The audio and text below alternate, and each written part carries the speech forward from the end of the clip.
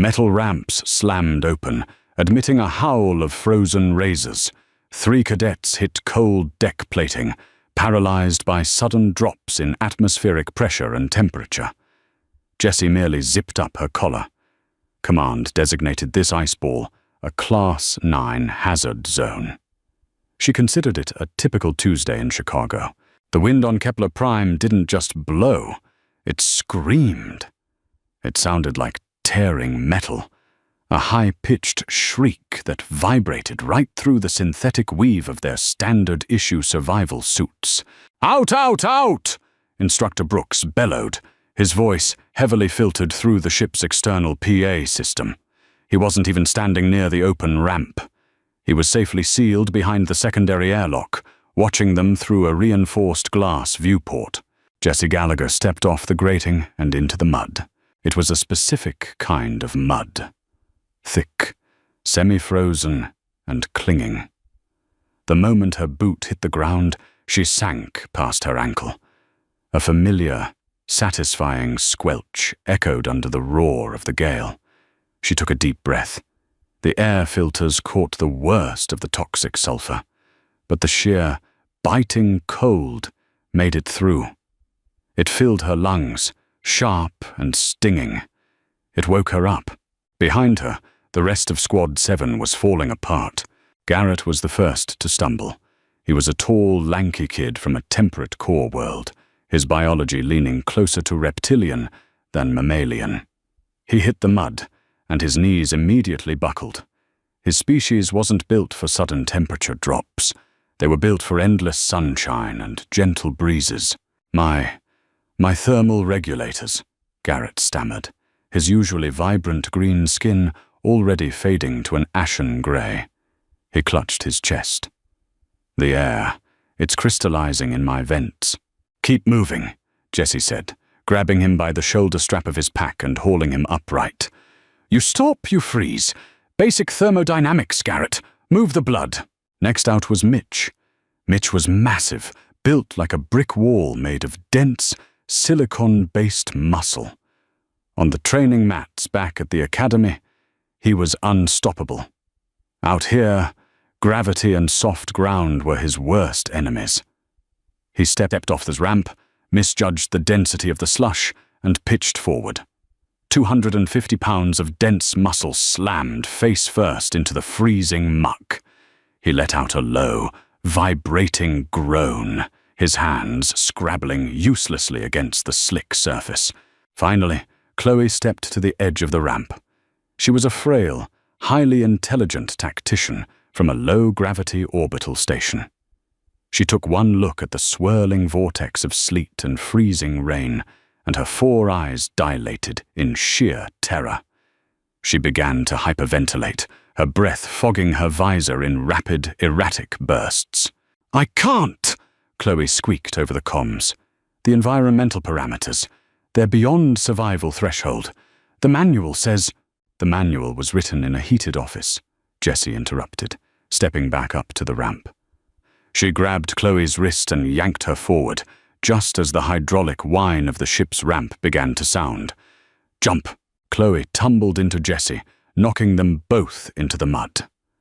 Above them, the dropship's engines flared, turning the sleet into a momentary steam bath before the vessel shot straight up into the charcoal sky, leaving them behind. The silence that followed was entirely filled by the raging storm. Jessie pushed herself up, wiping a smear of icy mud from her visor. She looked at her squad. Garrett was shivering so violently his teeth were clicking a frantic rhythm. Mitch was still on his hands and knees, staring at the ground as if it had personally betrayed him. Chloe was curled into a tight ball, rocking slightly, her oxygen alarms already pinging a dull, rhythmic warning of panic-induced hyperventilation. This was the Galactic Fleet Academy's legendary crucible. A 3-day survival trek across a hostile planet to an extraction point 30 miles away. No weapons, minimal rations, and no help. Just a distress button on their wrists that would summon a rescue drone, instantly washing them out of the program. For decades, humanity had been considered the underdogs of the galactic fleet. They were the newcomers, the aggressive, unrefined apes from a world categorized as a Class 11 Deathworld. The other species looked down on them. They were considered too fragile for heavy labor, too blunt for high diplomacy. But looking at the shivering, helpless forms of the galaxy's elite, Jessie felt a cynical smirk tug at the corner of her mouth. The galaxy was soft. They evolved on garden worlds, where the apex predators had been wiped out millennia ago, and the weather was controlled by planetary satellites. They didn't know what it meant to have the planet itself try to kill you. Earth didn't coddle its children. It froze them, burned them, flooded them, and starved them. You survived Earth, or you died. All right, listen up. Jessie's voice cracked over the local squad comms. It wasn't loud, but it was steady. A rock in the storm. We have 30 miles to Point Delta. The temperature is hovering around -10 Celsius. The wind chill makes it worse. If we stay here, we die. If we hit the beacon, we fail. We're going to die anyway, Garrett choked out, his arms wrapped tight around his torso. My core temp. It's dropping. I can't feel my extremities. Jessie walked over to him. She didn't offer a platitude. She didn't tell him it was going to be okay. She unclipped her own secondary thermal battery and slammed it into the empty slot on his rig. You're not dying today, Garrett. I'm not carrying your corpse 30 miles. She turned to Mitch. Get up, big man. Widen your stance. Stop trying to walk on your toes. Dig your heels in. The mud is deep, so use your whole foot. Mitch grunted, slowly pushing himself up. He looked at Jessie, a flicker of resentment in his dark eyes. But he did as she said. She walked over to Chloe last. The smaller cadet was still rocking. Jessie knelt down, putting herself right in Chloe's field of vision. Chloe, look at me. Chloe's 4 eyes snapped to Jessie's faceplate. Your suit is fine, Jessie said, her tone flattening out into a calm, authoritative hum. The integrity is at 100%. The air is cold, but it's not breaching. Stop fighting the environment. Let it be cold. Focus on putting one foot in front of the other. Understand? It's a Deathworld environment, Chloe stammered. Jessie chuckled, the sound dry and hollow over the comms. Chloe, it's just a bit of sleet. It's nice weather for a hike. Now get up. By hour 4, the nice weather had turned into a relentless, grinding punishment. The terrain of Kepler Prime was a series of jagged, obsidian ridges, separated by deep valleys of freezing mud and sharp, brittle vegetation that tore at their suits like barbed wire. The sleet had shifted into a heavy, driving rain that instantly turned to ice upon hitting their armor, weighing them down with an extra layer of frost. Jessie took point. She fell into a rhythm she hadn't used since her days hiking the Appalachian Trail with her father. Step, plant, breathe. Step, plant, breathe. She turned her mind off to the cold. She didn't ignore it. She accepted it. The cold was just a physical reality, like gravity. You couldn't fight it. You just had to account for it. The others were not doing so well. Garrett was stumbling every few steps. Even with the extra thermal battery, his alien physiology was shutting down. His species relied on ambient heat for energy. Without it, lethargy was setting in. His head lolled, his movements becoming jerky and uncoordinated. Mitch was a different kind of disaster. His massive weight meant he was sinking deeper into the mud than any of them. Every step required a monumental exertion of force to pull his leg free from the suction. He was burning through his oxygen and caloric reserves at a terrifying rate. His heavy, labored breathing filled the open comm channel, a constant, grating reminder of his exhaustion. "Shut your mic, Mitch," Jessie said, not looking back. "You're breathing out of your mouth. Close it. Breathe through your nose. You're wasting heat." I can't get enough air, Mitch wheezed, pausing to lean against a sheer wall of black rock. You can. Your brain is just panicking because your heart rate is spiked. Slow down. Jessie stopped and turned around. The sight was pathetic. 3 elite cadets, the top 2% of their respective academies, reduced to shivering wrecks within 4 hours of deployment. I have to hit the button, Garrett mumbled, his hand weakly pawing at the heavy red seal on his left wrist. I'm done. I'm going to sleep.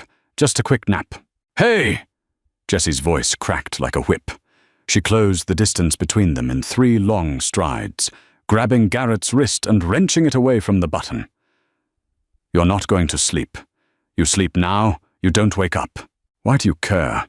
Mitch growled from the rock wall, his voice thick with exhaustion and anger. You humans, you're all crazy. You enjoy this. You're mutants. Jessie looked at him, the ice on her visor cracking as she tilted her head. We're not mutants, Mitch. We're just used to a universe that doesn't care if we live or die. Earth didn't give us heated pavements and weather shields. It gave us blizzards, hurricanes, and apex predators. You want to know why humanity is spreading across the stars? Because compared to home, the rest of the galaxy is a vacation. She let go of Garrett's wrist and stepped into the center of the group. The wind howled around them, tearing at their words. We are 10 miles in. 20 to go. We are not failing this. Garrett, you're walking in the middle. Mitch, you're breaking the wind for him. Chloe, you step exactly where I step. Do not deviate. My pack, Chloe whispered. It's too heavy. The gravity here. It's pulling my spine apart. Jessie didn't argue. She didn't tell Chloe to toughen up. She just walked over, unclipped the heavy survival pack from Chloe's back, and slung it over her own shoulder, right on top of her own gear. The extra 40 pounds drove her boots an inch deeper into the mud. Her lower back screamed in immediate protest, a sharp, familiar ache. She ignored it. Move, Jessie ordered. They moved. It was agonizingly slow. The sky above them deepened from charcoal to a bruised, violent purple. Night was coming, and with it, the temperature would drop even further. As they crested a ridge, the wind briefly died down, leaving an eerie, unnatural silence in its wake. Jessie paused, holding up a clenched fist. Behind her, the squad dragged to a halt. What? Mitch panted. Why are we stopping? Jessie didn't answer. She tilted her head, listening. Through the thick padding of her suit, beneath the hum of her own breathing, she heard it. A clicking sound. Fast, rhythmic, and heavy. It wasn't the sound of ice cracking or wind howling. It was the sound of something moving intentionally across the rocks. Drop your visors into thermal, Jessie whispered, her hand instinctively dropping to her hip, where a sidearm would normally sit. But she had nothing. Just a standard-issue flare and a heavy multi-tool. 3 clicks sounded over the comms as the squad switched their optics. I don't see anything, Garrett whispered, his voice trembling. Keep looking, Jessie said, scanning the tree line about 50 yards down the ridge. The trees were twisted, black things, their branches bare and sharp. Then she saw it, a bloom of heat, faint but distinct, shifting behind a cluster of thick trunks. It was low to the ground, maybe the size of a large dog, but elongated. Then another heat signature bloomed. And another. Stalkers, Chloe gasped, reading the telemetry data flashing on her HUD. Local fauna, pack hunters. They track thermal signatures. They hunt by sensing body heat. And Garrett is glowing like a beacon because his thermal regulation is failing, Mitch realized, stepping slightly in front of the smaller alien. The clicking grew louder. It was a terrifying insectile sound, mixed with the heavy thud of padded paws on frozen ground. The pack was circling them, recognizing that they were slow, exhausted, and vulnerable. They're waiting for the sun to go down completely, Jessie said, her voice dropping into a dead, analytical calm. It was a survival instinct kicking in, a predatory focus inherited from millions of years of human evolution. When it gets colder, we'll be sluggish. They won't. We can't fight them, Chloe whimpered, her hands gripping her helmet. We don't have weapons. We have to hit the beacon. The drone has automated defenses. The drone will take 20 minutes to get here through this storm, Jessie replied. Those things will close that distance in 30 seconds. The beacon is a death sentence, right now. Then what do we do? Garrett asked, his teeth chattering so hard he could barely form the words. Jessie reached to her harness and unclipped her emergency flare. It was designed to burn at 3,000 degrees, a blinding white light to signal ships in orbit. We teach them why you don't hunt humans in the dark, Jessie said. Mitch, get ready to throw. Part 3, the encounter. The clicking multiplied. It was no longer just from the tree line. The sound echoed off the black obsidian ridges surrounding them. In the thermal view of their visors, the shifting red-orange blobs began to separate and define themselves. They were low, wide, and heavily muscled. 6 limbs ended in spiked, splayed claws designed for gripping ice and tearing flesh. They didn't have eyes. Instead, their broad, flat heads were covered in deep, sensory pits that drank in the ambient heat of their surroundings. To them, the freezing storm was a blank canvas, and the cadets were 4 glowing beacons of meat. Mitch, Jessie said, her voice a flat, dead calm that cut through the panic in the comms. You pitch for your academy's 0G baseball team, right?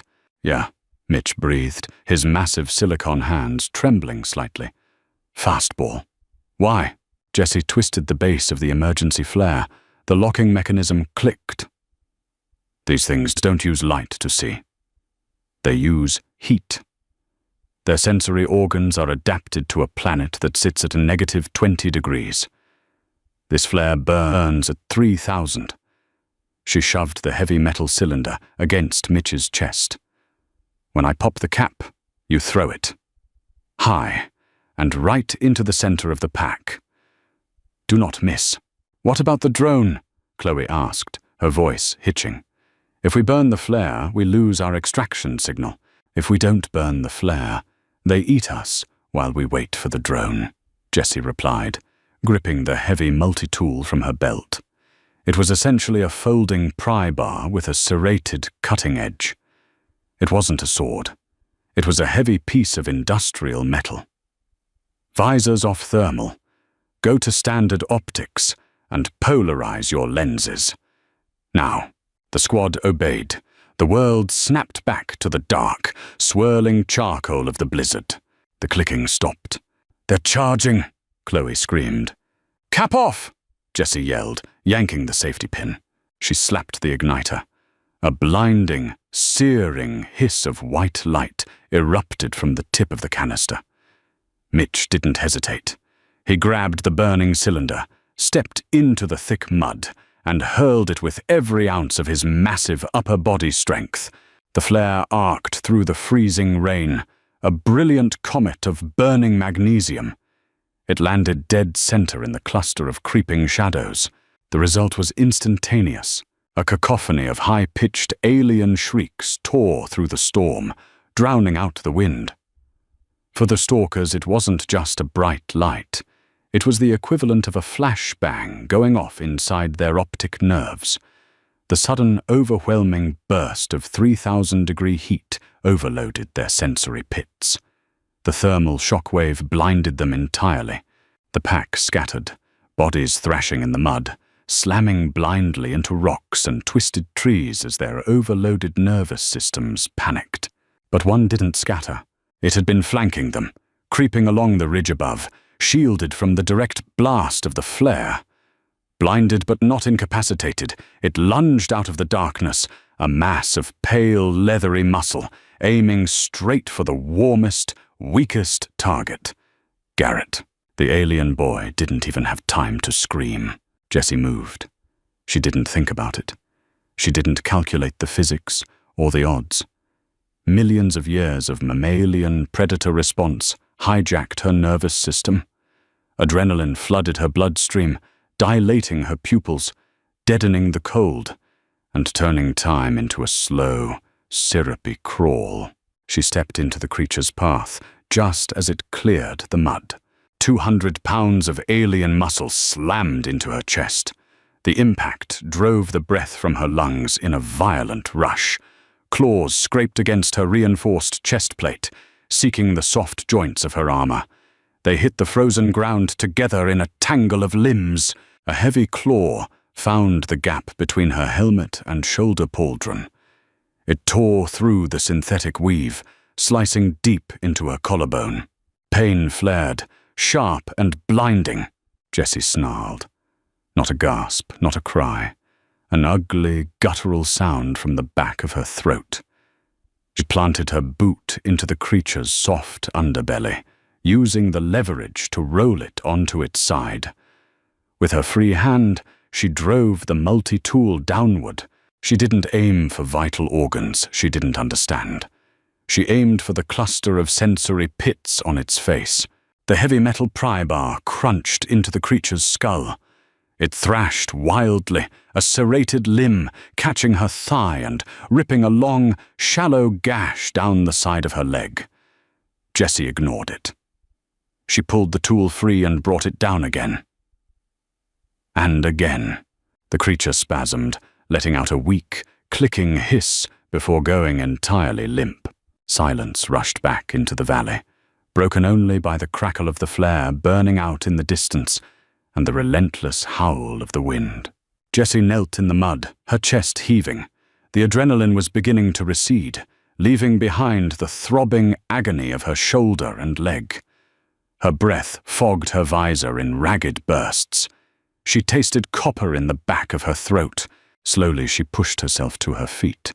The multi-tool was slick with pale alien blood. She wiped it on her thigh, folded it, and clipped it back to her belt. Mitch, Chloe, and Garrett were frozen, staring at her. The green emergency lights of their suits cast long, horrified shadows across their faces. They had just watched a fellow cadet beat an apex predator to death in the mud with a wrench. "Your suit," Chloe whispered, pointing a trembling finger. "You're breached. You're bleeding." Jessie reached up to her collarbone. Her fingers came away slick and crimson. The cold air was already rushing into the tear, biting at the exposed wound. She reached into a belt pouch, pulled out a small canister of medical biofoam, and jammed the nozzle directly into the tear in her suit. The foam expanded rapidly, sealing the suit and cauterizing the wound in one agonizing, burning rush. Jessie clenched her jaw, her eyes watering, but she didn't make a sound. "It's sealed," Jessie said, her voice tight but steady. She picked up Chloe's heavy pack from the mud and slung it back over her uninjured shoulder. "The flare is dead. The rest of the pack will get their sight back in a few minutes. We need to be gone before they realize what happened." Garrett stared at the dead stalker, then looked up at Jessie. The terror in his eyes was shifting into something else, something resembling awe. You're insane," Mitch breathed. "I'm from Chicago," Jessie replied, turning away. "Keep moving."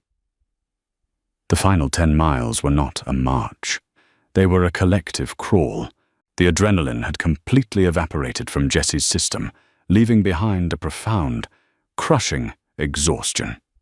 Her shoulder throbbed with a dull, rhythmic ache that kept time with her racing heart. Her wounded leg dragged slightly, the biofoam stiffening the joint and making every step a labor. She was carrying 60 pounds of gear on a frame built for a gravity well standard, pushing through knee-deep sludge. But they didn't stop. The dynamic of the squad had shifted. Mitch no longer complained about the weight. He stayed close to Garrett, using his massive bulk to physically shield the shivering cadet from the worst of the biting wind, practically carrying him through the deeper ravines. Chloe took point on navigation, her eyes glued to the HUD, calling out patches of unstable ice and directing them around the sharpest obsidian fields. Nobody spoke.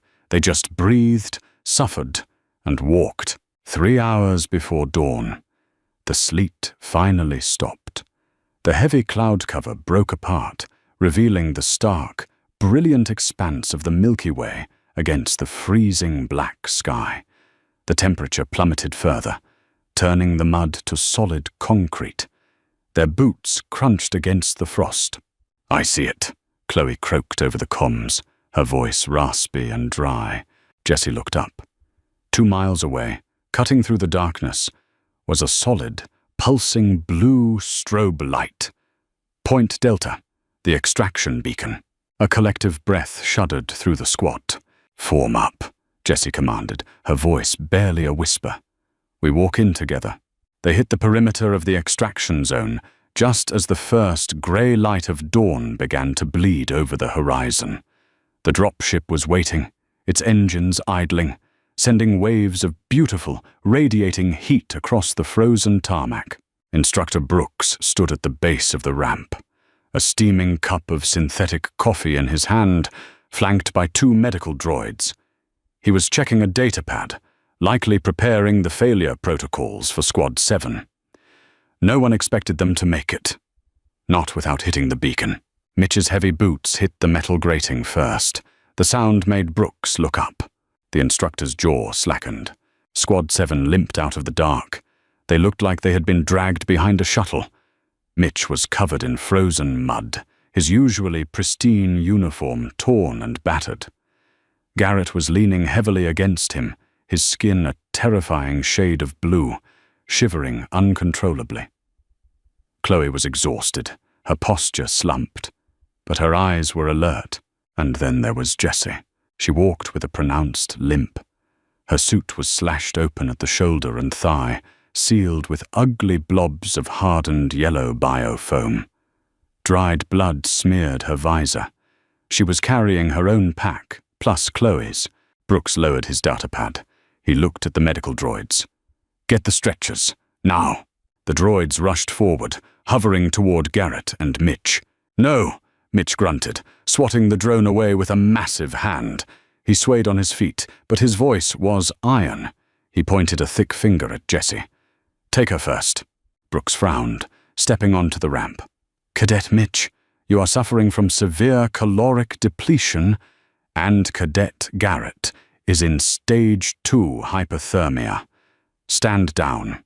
"I said," Mitch rumbled, turning his dark eyes onto the instructor. "Take the human first." Garrett nodded weakly, his teeth chattering. Chloe stepped in front of the droids, blocking their path to the boys, pointing silently toward Jessie. Brooks looked at the 3 elite aliens, then looked at the battered, bleeding human girl from the Deathworld. He saw the shift in their eyes. It wasn't just survival. It was loyalty. Jessie stopped at the base of the ramp. She unclipped Chloe's pack and let it drop to the metal deck with a heavy, metallic thud. She unclipped her own and let it fall beside it. She didn't wait for the droids. She grabbed the handrail, pulled herself up the ramp, and walked past the instructor. "Cadet Gallagher," Brooks called out, his voice missing its usual bite. "Your suit telemetry recorded a massive spike in heart rate and localized trauma at hour 12. What happened out there?" Jessie paused in the airlock. The warm air of the ship washed over her, making her frozen skin prickle and burn. She turned her head slightly, looking back at the brutal, frozen wasteland of Kepler Prime. The wind was starting to howl again. "Just ran into some local wildlife, sir," Jessie said, her voice dry. She popped the seals on her helmet and pulled it off, revealing a pale, exhausted face framed by sweat-drenched hair. She offered a tight, cynical smile. "Nothing we couldn't handle, honestly. The weather was pretty nice." She turned and limped into the medical bay, leaving the galaxy's finest staring at her back. If you enjoyed this descent into the freezing mud of Kepler Prime, don't let the story stop here. Hit that like button to show your support for Earth's toughest cadets. Share this video with your fellow sci-fi fans who love a good HFY survival story. and make sure to subscribe and ring the bell so you never miss an upload. Drop a comment below. How would you survive a Class 9 hazard zone? See you in the next drop.